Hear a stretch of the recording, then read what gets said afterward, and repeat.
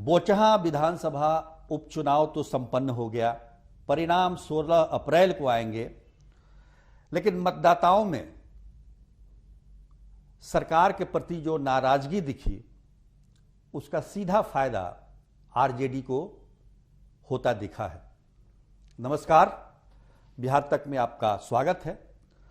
तो बोचहां का जो उपचुनाव संपन्न हुआ है, उसके रिजल्ट को लेकर तरह तरह की चर्चाएं हैं। रिजल्ट 4 दिन बाद आएगा, 16 अप्रैल को, और इस दौरान ये 4 दिन सभी पार्टियों के लिए, खासतौर पर बीजेपी, आरजेडी और वीआईपी, उनके लिए समय काटना मुश्किल होगा कि कौन जीतेगा कौन हारेगा। पर जो ग्राउंड रिपोर्ट है, जो जमीन पर जाकर जो बातें सामने आ रही हैं, उससे स्पष्ट है कि इस चुनाव में आरजेडी को फायदा होगा। पिछला चुनाव वीआईपी ने एनडीए में रहते हुए 11,000 मतों से जीता था, उससे ज्यादा मतों से जीता था। लेकिन इस बार ऐसा होता नहीं दिख रहा है, क्योंकि वीआईपी अलग है, बीजेपी अलग है, और कई फैक्टर काम कर रहे हैं। खासतौर पर जो जनता की नाराजगी है, अलग अलग तबकों की अलग अलग नाराजगी है, और कुल मिलाकर देखें तो महंगाई, भ्रष्टाचार, बेरोजगारी, ये युवाओं को और उद्वेलित कर रही है। तो इस पर विचार करने की जरूरत है। अभी 2024 का भी चुनाव आने वाला है सरकार के लिए, 2025 का भी आएगा। लेकिन अभी बोचहां की बात करते हैं। तो बोचहां में बीजेपी ने जिस कैंडिडेट को चुना, बेबी कुमारी, वो 2015 में निर्दलीय के रूप में वहां से चुनाव जीती थी। लेकिन उनके और उनके पति के कामकाज से स्थानीय जो मतदाता थे वो नाराज थे। उनका एक तबका बेहद नाराज था, और फिर से बीजेपी ने टिकट दे दिया तो ये नाराजगी और बढ़ गई। दूसरी तरफ वीआईपी, जो पिछली बार गठबंधन में रह के चुनाव लड़ी थी, एनडीए गठबंधन में रह के, इस बार अलग चुनाव लड़ रही है। और इसी चुनाव के दौरान, चुनाव से पहले ही मुकेश सहनी को मंत्रिमंडल से बर्खास्त कर दिया गया, उनकी पार्टी को तोड़ दिया गया।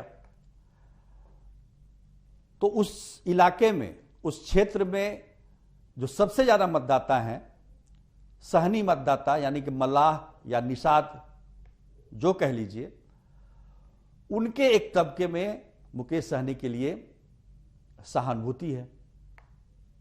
सहानुभूति अमर पासवान के लिए भी है, जिनके पिता स्वर्गीय मुसाफिर पासवान थे, और जिनके निधन की वजह से ये सीट खाली हुई, जो वीआईपी के विधायक थे, उनको भी सहानुभूति मिल रही है। लेकिन वो सहानुभूति आरजेडी की तरफ, आरजेडी, क्योंकि आरजेडी के उम्मीदवार हैं वो, आरजेडी का वोट इंटैक्ट है।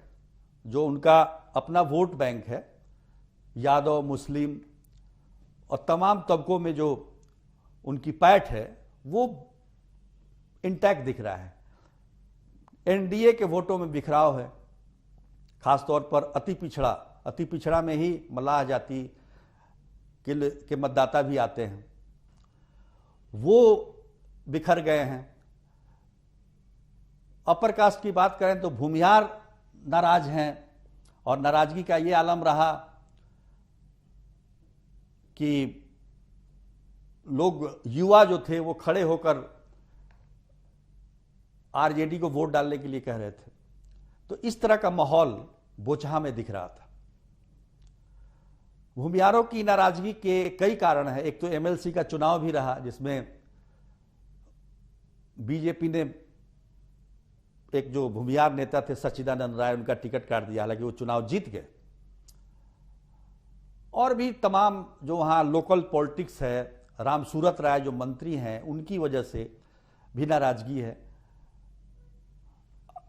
पासवान जो हैं, जो कि अमर पासवान जाति से आते हैं, एक सहानुभूति का वोट उन्हें मिल रहा है। दूसरा ये भी है कि चिराग पासवान का जो उनके पिता का जो बंगला था दिल्ली में, उसको जो खाली कराएगा उसका भी एक असर है। और जैसा कि मैंने पहले बताया कि युवाओं में बेरोजगारी, भ्रष्टाचार और महंगाई को लेकर एक आम नाराजगी दिख रही है।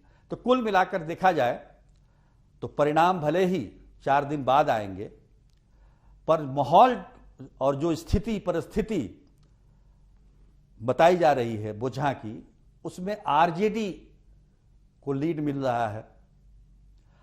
अब इस चुनाव में यह भी एक सबसे बड़ा सवाल होगा मुकेश सहनी के राजनीतिक भविष्य को लेकर भी, कि आखिर उनकी पार्टी कितना वोट लेके आती है।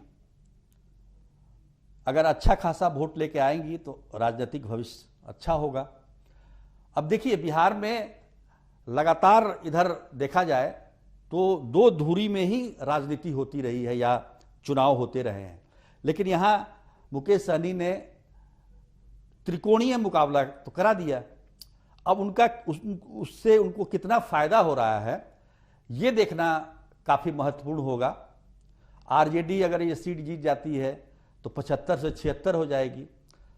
77 सीट है बीजेपी का।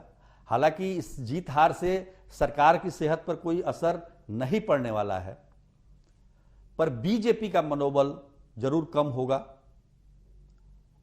जो जिस प्रकार का माहौल बन रहा था, खासतौर पर उत्तर प्रदेश का चुनाव जीतने के बाद, उसमें कमी आएगी। बीजेपी को रीथिंक करने की, आत्मचिंतन करने की जरूरत महसूस होगी। तो बहुत कुछ है, लेकिन इंतजार करना पड़ेगा आपको 16 अप्रैल तक कि आखिर मतदाताओं ने किसके पक्ष में अपना निर्णय दिया है। आज के लिए बस इतना ही। तब तक के लिए धन्यवाद।